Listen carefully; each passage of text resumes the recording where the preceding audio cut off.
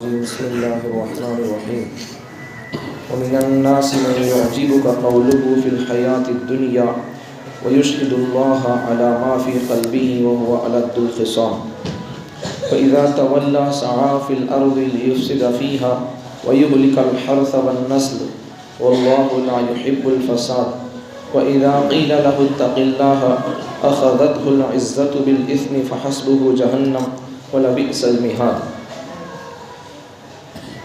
لوگوں میں سے ایک شخص ایسا ہے کہ اس کی بات دنیاوی زندگی میں آپ کو دلکش معلوم ہوتی ہے، میٹھی میٹھی باتیں کرتا ہے اور اپنے جو بات دل میں ہے ان باتوں پر اللہ کو گواہ بناتا ہے، اللہ کی قسمیں کھاتا ہے، حالانکہ یہ آپ کے دشمنوں میں سے سخت دشمن ہے، کٹر دشمن ہے، سخت جھگڑالو ہے.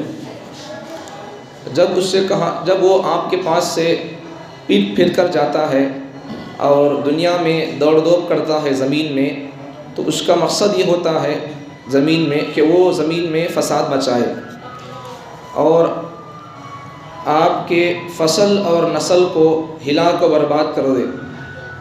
اللہ تعالیٰ فساد کو پسند نہیں کرتے. جب ایسے شخص سے کہا جاتا ہے کہ اللہ سے ڈر، تو اس کا غرور اور تکبر اس کو گناہ پر ابھارتا ہے.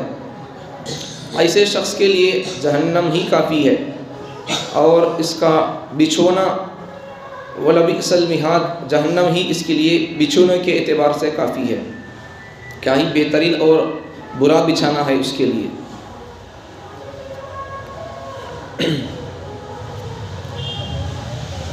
آج کے سبق سے ہمارے لیے پیغام یہ ہے کہ انسان کو چاہے وہ نظر آنے والی حالت ہو یا چاہے نظر نہ آنے والی حالت ہو، آدمی کو دونوں حالتوں میں ایک ہی آدمی کا چہرہ ہونا چاہیے. ظاہر میں بھی آدمی ایک ہی ہو، باطن میں بھی آدمی ایک ہی ہو.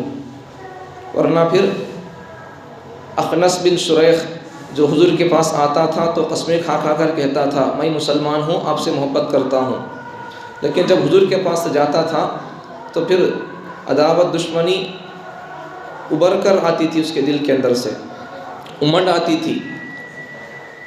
تو پیغمبر صلی اللہ علیہ وسلم حدیث میں ارشاد فرماتے ہیں، حضرت اماں عائشہ رضی اللہ عنہا سے روایت ہے، رسول اللہ صلی اللہ علیہ وسلم نے ارشاد فرمایا لوگوں میں سب سے زیادہ اللہ کو ناپسندیدہ شخص جھگڑالو آدمی ہے، جو زیادہ جھگڑنے والا ہے.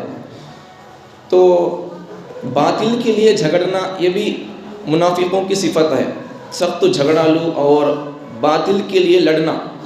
حق معلوم نہیں ہے، حق کے لیے لڑنا آتا ہی نہیں ہے، حق معلوم بھی نہیں ہے تو پھر لوگ حق کے لیے لڑیں گے کیا؟ حق معلوم ہوگا تو تب حق کے لیے جان دیں گے، جان دینے کی بات ہوگی. حق معلوم ہی نہیں ہمارے کو کون سا حق راستہ ہے بول کر اب کیا لڑیں گے حق کے لیے ہم؟ تو باطل کے لیے لڑنا، باطل کے لیے جھگڑنا، یہ اماں عائشہ کی روایت میں اللہ تعالیٰ کو ناپسندیدہ آدمی باطل کے لیے لڑنے والا ہے، سخت جھگڑالو آدمی ہے. آگے پیغمبر صلی اللہ علیہ وسلم حدیث میں ارشاد فرماتے ہیں کہ قیامت کے قریب میں ایک زمانہ ایسا آئے گا کہ لوگ دین کے بدلے دنیا کو حاصل کریں گے، دین کو بیچ کر دین کے بدلے میں دنیا کو حاصل کریں گے، اور تواضع کو ظاہر کرنے کے لیے بھیڑیوں کی کھالوں کے کپڑے پہنیں گے. ہمیں اللہ والے آدمیاں ہمارے اندر تواضع ہے بول کر بتانے کے واسطے بھیڑیوں کا لباس پہنیں گے، چمڑے کا لباس، بھیڑیوں کے کھالوں کا لباس. اور ان کی زبانیں شکر سے زیادہ میٹھی ہوں گی، لیکن ان کے دل بھیڑیوں کی طرح سخت ہوں گے. اللہ تعالیٰ فرماتے ہیں یہ لوگ میرے صبر کا غلط فائدہ اٹھا رہے ہیں، کیا دھوکے میں ہی میرے صبر سے لوگ، یا پھر مجھ پر جرأت کر رہے ہیں. میں اپنی قسم کھا کر کہتا ہوں کہ ان لوگوں میں ہی سے ایک فتنہ اٹھاؤں گا اور ایسا فتنہ ان کے اندر بھیجوں گا کہ پھر ان میں سے عقل مند آدمی کی عقل بھی حیران ہو کر رہ جائے گی. اللہ ایسا فتنہ بھیج دیں گے. تو اس حدیث سے معلوم کیا ہوتا ہے کہ بعض لوگوں کی زبانیں، قیامت کے قریب میں ایک زمانہ ایسا آئے گا کہ لوگوں کی زبانیں میٹھی ہوں گی، اچھی اچھی باتیں کریں گے، بڑی بڑی باتیں کریں گے، لیکن ان کی زبان تو شکر سے زیادہ میٹھی ہے، لیکن دل دیکھیں گے تو پھر ان کا دل بھیڑیے چینٹے سے بھی زیادہ سخت ہوں گے۔ تو آج ہمارا حال نہیں ہے یہ، میرا اور آپ کا حال ہے نہیں ہے ایسا، باتیں کریں گے تو بڑی میٹھی میٹھی، زبان دیکھے تو ہماری میٹھی ہے، باتیں اچھی نکل رہی، لیکن دل دیکھے تو کتنا گندا ہمارا۔ اگر دلوں کی جیسا چہرے پر داغ دھبا لگا تو نظر آ رہا آئینہ کے اندر، ویسا اگر ہمارے دل کے اندر کس کی نفرت ہے، کتنی نفرت ہے، اگر یہ دکھتا بول لو، کون بھی ہمارے کو سلام تو کرنا دور کی بات، تھوکتا بھی نہ، کہیں بولے تو ہمارا دل ویسا گندا ہے، اس لیے اللہ تعالیٰ نے دل کو چھپا کر رکھا۔ لیکن اللہ کو ضرورت بھی ہے دل کی، دل کو پاک لے کر جانا سو ہمیں اللہ کے پاس۔ ایمان نظر نہیں آتا، وہ ایمان کہتا ہے، عقیدہ کیسا ہے بندے کا اللہ کے بارے میں، دین کے بارے میں عقیدہ کیسا ہے، نبیوں کے بارے میں عقیدہ کیسا ہے، یہ سب چیزیں نظر نہیں آنے والی چیزیں ہی ہیں، اندر رہتا ایمان۔ تو اندر رہنے والے ایمان کو ہمیں کیا کرنا ہے، اسے پاکیزہ رکھنا، جیسا رکھنا ہے اسے، اس دل کو اسے ویسا رکھنا۔ تو ایک دل کے اندر یا ایک برتن کے اندر دو چیزیں جمع نہیں ہوتے، تو ایک دل کے اندر کیسے جمع ہو جائیں گے، دین کی محبت بھی ہو، دین کی نفرت بھی ہو، کیسے جمع ہو جائے گی۔ تو یہ ہماری آج کی اصلاح کے لیے حدیث ہے کہ ہماری زبانیں تو آج میٹھی میٹھی نظر آئیں گی، میٹھی میٹھی باتیں کریں گے، اچھی اچھی باتیں کریں گے، لیکن ہمارا دل بہت سخت ہے، بھیڑیوں کی طرح، بھیڑیوں کے دل کی طرح سخت ہے۔ تو جیسا ہم اپنی زبان سے میٹھی میٹھی باتیں کرتے ہیں، ویسا چاہیے کہ ہم کو اپنے دل کے اندر بھی مٹھاس رکھے۔ سامنے سلام کرتے ہیں تو پھر دل کے اندر بھی ویسے محبت پیدا کرے، سمجھ میں آگی بات، ورنہ پھر اور آگے حدیث سنو۔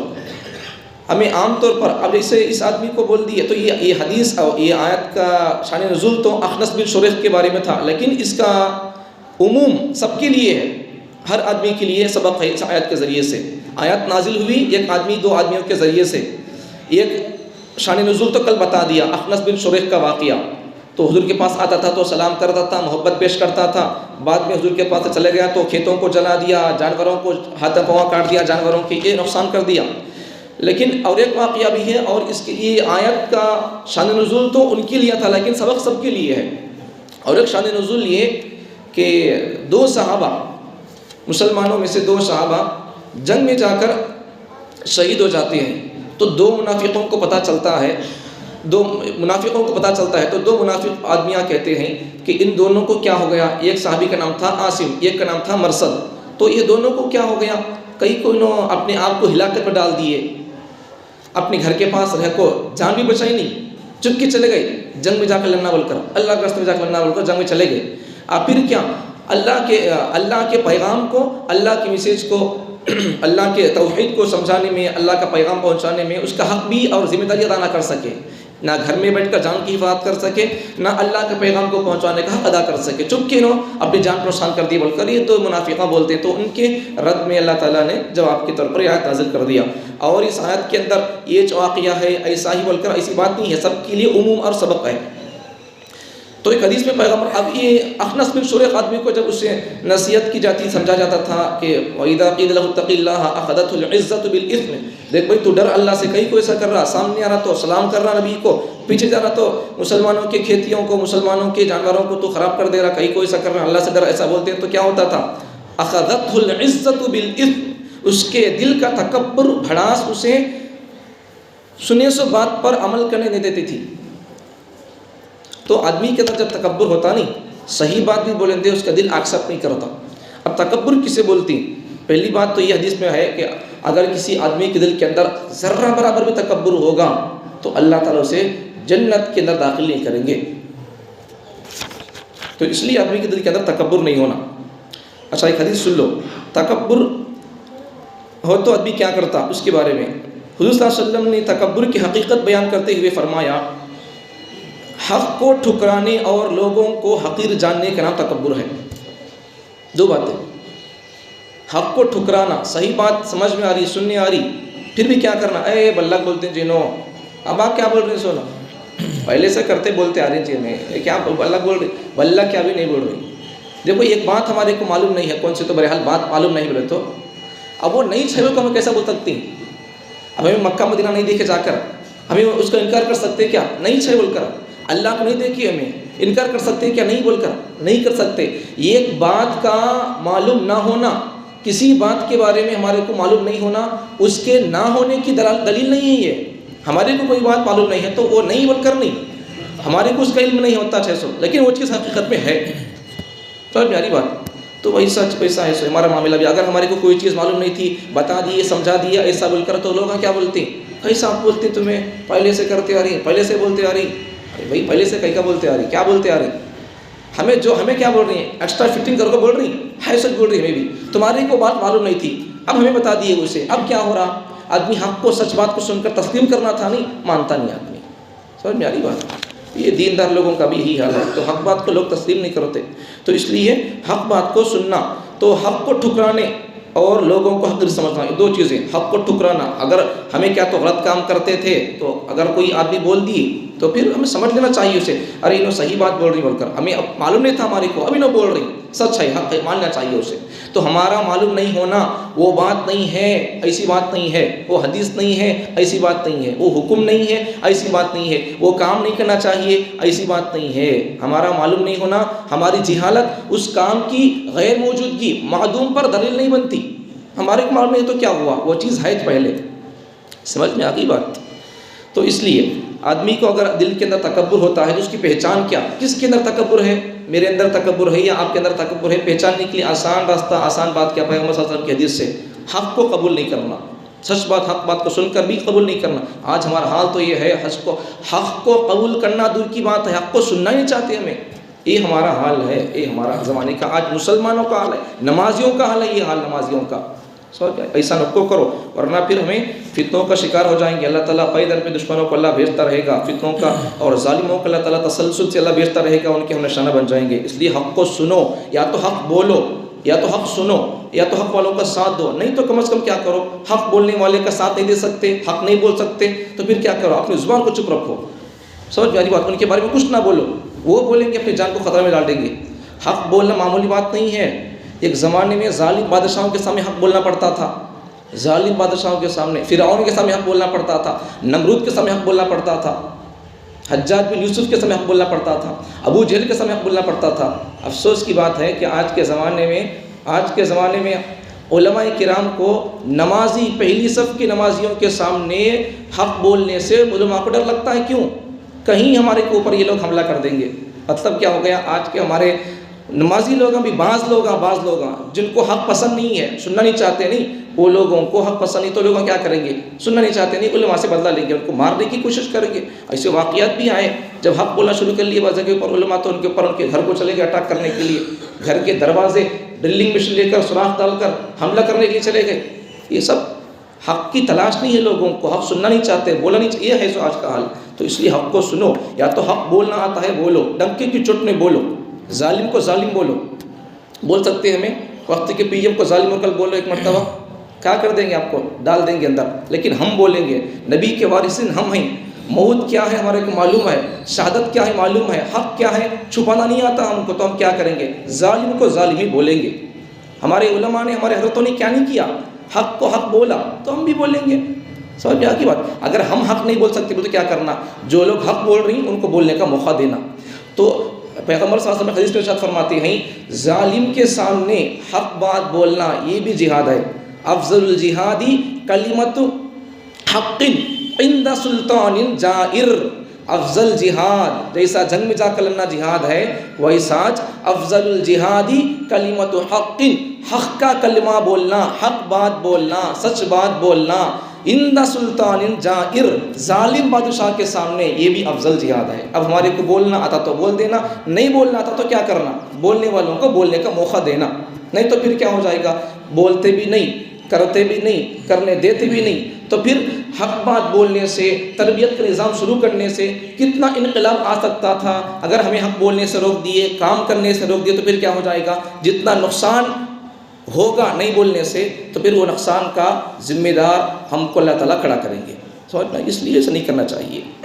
تو ایک تو تکبر کی علامت کیا، حق کو انکار کر دینا، ٹھکرانا، دوسرا کیا، چھوٹا سمجھنا، حقیر سمجھنا کسی کو بھی۔ تو یہ چیزیں عام طور پر ہم نمازی لوگوں کے اندر عام طور پر آ جاتی ہیں۔ کوئی آدمی نماز نہیں پڑھتا تو کیا سمجھتا، ان کیا رہے، ان بے نمازی رہے بھائی، वही नमाजी, अपने आप को मैं अच्छा समझ रहा, कभी इसे अच्छा नहीं समझना।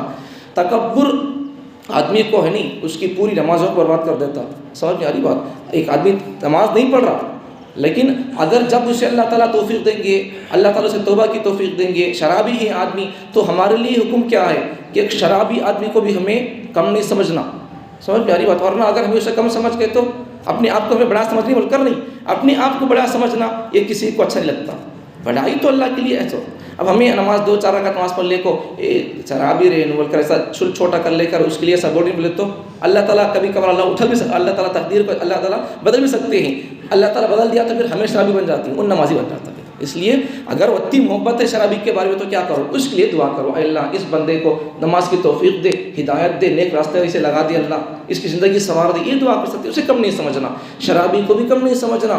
आदमी, बुज़ुर्गों ने किताबों के अंदर लिखा कि आदमी अपने आप को गुनहगार आदमी से भी अपने आप को कम समझे। गुनहगार आदमी है लेकिन अगर उन आदमी नेक रास्ते पर आ गया तो मेरे से अच्छा बन सकता हूँ, तो आदमी अपने आप को गुनहगार से भी अपने आप को कम समझे। और आदमी अपने आप को, बुज़ुर्गों ने यहाँ तक लिखा कि आदमी अपने आप को कुत्ते से भी हक़ीर समझे, इसलिए कि कुत्ता अल्लाह ताला उनको हिसाबिश नहीं, समझ में आ रही बात, उनको हिसाबिश नहीं है कुछ भी। अगर हमें उनको कम समझ गए तो क्या हो जाएगा फिर? तो इसलिए बुज़ुर्गों ने किताबों में लिखा है कि आदमी अपने आप को अभी फ़िलहाल अब क्या समझे, अपने आप को सबको अच्छा समझे। पूरे लोग मेरे से अच्छे, भाई मैं सबसे कम इंसान हूँ, कमतर गुनहगार इंसान हूँ, सब लोग अच्छे। अगर आदमी ऐसा समझेगा तो क्या होगा फिर? क्या होगा? क्या अभी नहीं होता, झगड़े नहीं होते, फसाद नहीं होता, कुछ भी नहीं होता। आदमी जब अपने आप को अच्छा समझता नहीं, बड़ा समझता नहीं, तब झगड़े शुरू हो जाते हैं। इसलिए अल्लाह ताला मुझे और आपको अपने आप को कम समझने का अल्लाह ताला मिजाज अता फरमाए। अगर हम अपने आप को कम समझेंगे नहीं, बड़ा समझेंगे, तो फिर यहाँ से झगड़े शुरू हो जाएंगे। अल्लाह ताला मुझे और आपको हमारे दिलों के अंदर के तकब्बुर को दूर फरमाए, हमारे दिलों के अंदर अल्लाह ताला मोहब्बत अता फरमाए, तवाज़ु अता फरमाए, इनके साथ अता फरमाए। अल्लाह ताला सबके दिलों को अल्लाह ताला तकब्बुर से महफूज फरमाए।